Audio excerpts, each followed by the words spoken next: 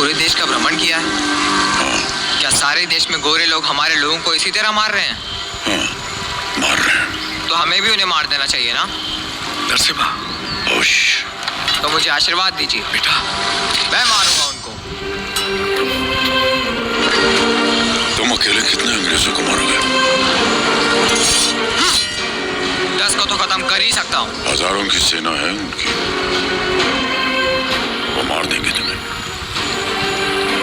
तो मर जाऊंगा। मारना मरना महत्व नहीं, महत्व है जीत। जीत के लिए तुम्हें युद्ध करना होगा। युद्ध करने के लिए तुम्हारे लोगों का साथ आवश्यक है।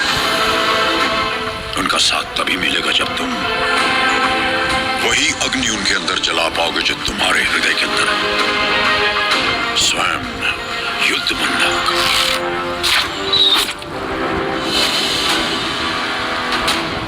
तुम्हारा शस्त्र ये नहीं, तुम्हारा शस्त्र है ये।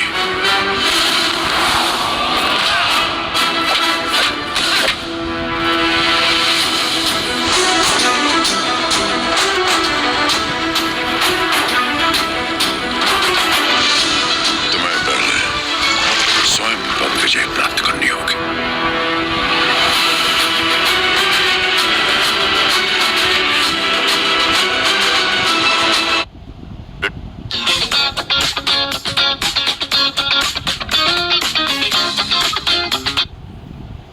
में ब्रिटिश कानून लागू किया जाए।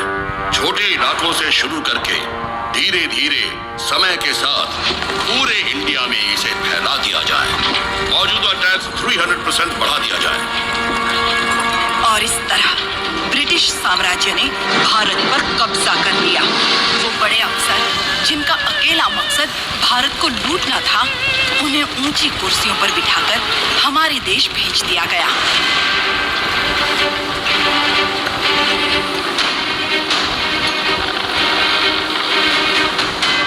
शैतानों की सेना का नुमाइंदा कॉकरेन दक्षिण भारत की तरफ बढ़ने लगा, जिसे भारतीय उपमहाद्वीप की रीढ़ की हड्डी कहा जाता है। लेकिन उसे वीर भूमि रेनाडू के बारे में क्या पता था? वो कहाँ जानता था कि रेनाडू का सूर्य अंधकार की छाती चीरकर उदय हो चुका है। रेनाडू की धरती 61 छोटे छोटे राज्यों में बटी हुई है। इन राज्यों के सामंत पालेगार कहलाते हैं। ब्रिटिश इन पालेगारों से उनकी सत्ता और एकता दोनों छीन चुके हैं। लेकिन अवुकु राज्य के पालेगार अवुकु राजू, माइदुकुरु के पालेगार वीरा रेड्डी और कर्नूल के पापा खान उन 61 पालेगारों में से हैं जो आज भी स्वतंत्र शासन कर रहे हैं। नरसिम्हा रेड्डी ने इन सबको एकजुट करने के लिए एक महोत्सव का आयोजन किया।